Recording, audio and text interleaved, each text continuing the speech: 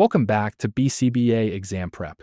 In this video, we're covering verbal operants, specifically mands, tacts, echoics, and intraverbals. This is a high-frequency topic on both the RBT and BCBA exams, not because of definitions alone, but because of how often learners confuse operants that sound the same but function very differently. Throughout this video, we'll focus on controlling variables, reinforcement, and exam decision strategies, so you can accurately classify verbal behavior under pressure. Verbal operants are heavily tested because the exam treats language as behavior. The BCBA exam uses scenario-based questions to test functional analysis, not vocabulary recall. A core principle to remember is function over form. Verbal operants are defined by what controls them, not by the words themselves. A reliable exam strategy is to analyze verbal behavior in this order: motivating operation, discriminative stimulus, and reinforcement. If you do that consistently, most distractors become easy to eliminate. Verbal operants are functional units of language. They are defined by controlling variables, not by the topography of speech. That means the same word can represent different operants depending on context. For example, the word cookie can be a mand when a learner is hungry and requests it, a tact when labeling a cookie in sight, an echoic when repeating cookie after hearing it, or an intraverbal when answering a question like, "What do you eat?" The exam expects you to make this distinction quickly and accurately. To classify verbal operants correctly, you must analyze for variables. First, the motivating operation, such as deprivation or aversive stimulation. Second, the discriminative stimulus, which signals the availability of reinforcement. Third, the response form, or what the behavior sounds like. And finally, the type of reinforcement delivered. The function of the operant, mand, tact, echoic, or intraverbal, is determined by how these variables interact. On the exam, skipping even one of these variables often leads to the wrong answer. There are four main verbal operants. A mand is controlled by an MO and reinforced by a specific outcome. A tact is controlled by a nonverbal SD and reinforced by generalized social reinforcement. An echoic is controlled by a verbal SD and involves formal similarity and point-to-point correspondence. An intraverbal is controlled by a verbal SD but has no point-to-point correspondence. The key takeaway here is that the same utterance can represent different operants, depending on control and reinforcement history. Let's start with mands. A mand is controlled by a motivating operation, such as hunger or the desire to escape. That MO increases the value of the reinforcer. Mands are reinforced by specific reinforcement, the exact item or outcome requested. This is the only verbal operant that directly benefits the speaker. In the example shown, a hungry child says cookie and receives a cookie. Because the behavior is controlled by deprivation and reinforced with the specific item, this is a mand. On the exam, mands have very consistent clues.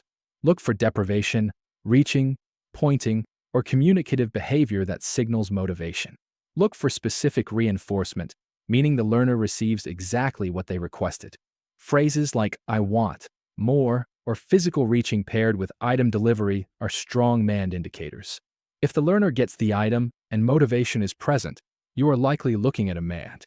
A very common trap is labeling during deprivation. If a child says cookie while reaching for it and receives the cookie, this is still a mand, not a tact. Another trap is assuming any request is a mand even when no MO is present. Without deprivation or aversive stimulation, it cannot be a mand. Always focus on control and consequence, not just the word used. A tact is controlled by a nonverbal discriminative stimulus, an object, picture, event, or action that is present and observable. Tacts are reinforced by generalized social reinforcement, such as praise or attention, not by the item itself. Tacts label the environment and are not controlled by motivation. A learner can tact accurately or inaccurately. The operant is defined by control, not correctness. On exam questions, look for an object present in the environment. The response occurs while the stimulus is visible, and the reinforcement is social, not tangible. For example, "What's this?" "Dog." "Yes, that's right." If the item is present and praise follows, you're likely dealing with a tact. A major trap is assuming all labeling is a tact. Context matters. If a child sees a dog, says dog, and receives praise, that's a tact. But if a child reaches for a cookie, says cookie, and receives the cookie, that is a mand. The key distinction is object present plus social reinforcement equals tact. An echoic is a vocal imitation of a verbal stimulus. It is controlled by a verbal SD, meaning the learner must hear the model first. Echoics require point-to-point correspondence and formal similarity. The response must match the model in sound, rhythm, and form. The exam often tests echoics by looking for exact repetition. Strong echoic clues include instructions like say underscore underscore underscore. The response follows immediately, with no delay, and matches the model exactly. If the learner repeats the same sounds with the same form, this is echoic behavior. When in doubt, ask, does the response sound exactly like the model? This comparison is one of the most frequently tested distinctions. Echoics require formal similarity and point-to-point correspondence. Intraverbals do not. Repeating apple after hearing apple is echoic. Answering yellow when asked what color is a banana is intraverbal. Sound-to-sound matching versus conceptual connection is the key difference. Intraverbals are controlled by verbal SDs, but do not involve direct imitation. There is no point-to-point correspondence. The response is conceptually related but not identical. Intraverbals are used in conversation, WH questions, and topic-based responding. For example, what's your favorite color? Blue. Exam clues for intraverbals include WH questions, fill-in-the-blank statements, and conversational exchanges. The response shows a conceptual connection to the stimulus, not phonetic similarity. If the response makes sense but doesn't sound like the question, you are likely dealing with an intraverbal. A common trap is confusing intraverbals with echoics. If the response sounds identical to the stimulus, it is echoic, not intraverbal. Another trap is focusing too much on sound rather than meaning. Intraverbals are about conceptual relationships, not phonetic ones. Always analyze the verbal antecedent and the relationship between stimulus and response. This slide highlights key differences. Mands are controlled by motivating operations and reinforced by specific delivery. Tacts are controlled by nonverbal SDs and reinforced by generalized social reinforcement.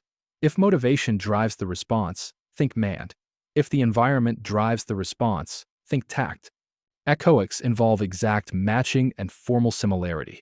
Intraverbals involve conceptual connection without matching. Say apple apple is echoic. What's your favorite color? Blue is intraverbal. This distinction is heavily tested and must be automatic.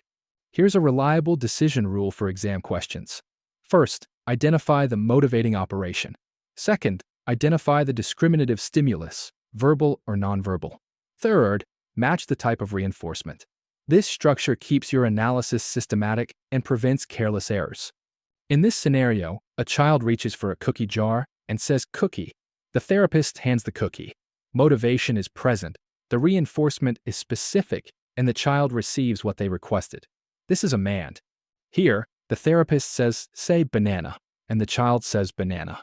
The response matches the model exactly in sound and form. This is an echoic, not an intraverbal. Verbal operants are defined by control, not words. The same utterance can represent different operants. To succeed on the exam, focus on MO, SD, and reinforcement, not topography alone. This approach also supports ethical, functional communication teaching. Read carefully and identify controlling variables. Avoid focusing only on what the learner said. Don't assume the same word means the same operant. Time management matters. Analyze efficiently and move on. To build fluency with verbal operants, practice with BCBA-style questions, review explanations, and analyze errors. Strong discrimination skills come from structured practice and repeated exposure.